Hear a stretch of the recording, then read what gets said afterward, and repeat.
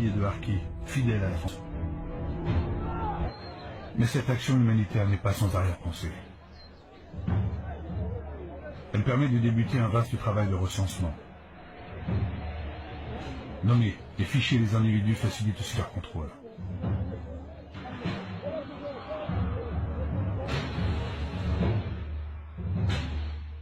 Dans ces villages, les militaires vont armer des bénévoles.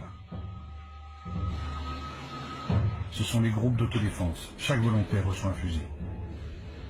Un simple fusil de chasse. Un fusil et une mission. Interdire toute approche des maquisards de la LN.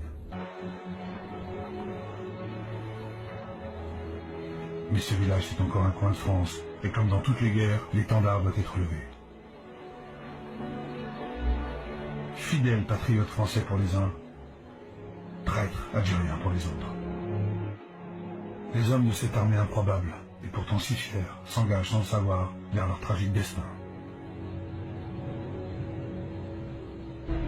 La deuxième zone créée par les militaires est la zone de pacification. Là encore, le ministre vient lui-même armer la population pour qu'elle se défende de la LN. On lui fait allégeance, on lui baise la main. Lacoste, l'ancien résistant, n'a pas compris que l'ordre du vieux monde est en train de changer.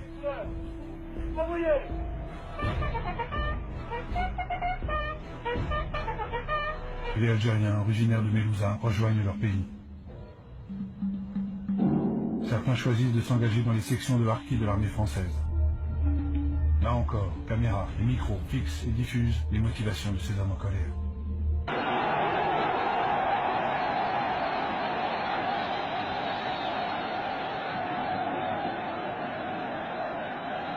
Je vous ai compris.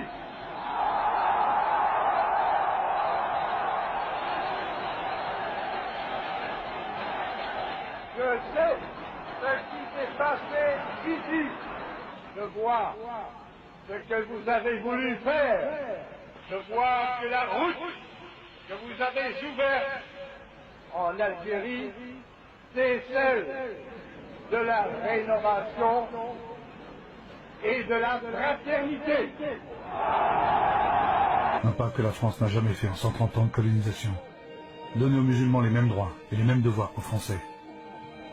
Et pour cela, vous inscrire sur la liste électorale. Or, il s'agit bien d'approuver une nouvelle constitution pour la France. Et elle va donner au président de la République d'immenses pouvoirs.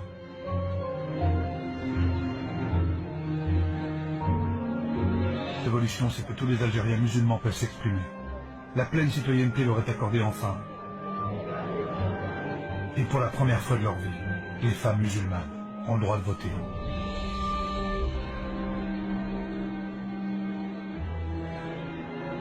Alors malgré les pressions du FLN qui dénoncent le référendum, cet appel au dialogue avec le FLN a jeté le trouble chez les Français. De Gaulle veut concrétiser la paix des braves. Pour cela, il ordonne la libération de 7000 prisonniers du FLN. Et le meilleur chasseur de Français de souche nord-africaine.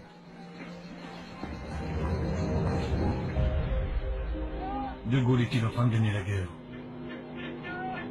L'armée de libération nationale est considérablement affaiblie et sans ambiguïté.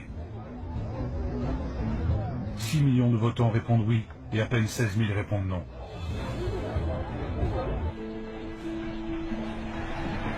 Certains officiers vont réussir à évacuer vers la France les harkis et leurs familles. Ils le savent. En Algérie, ils sont voués à la vengeance. De Gaulle, pourtant, va ordonner leur désarmement. Il craint en effet que l'OAS ne récupère les harkis dans ses rangs.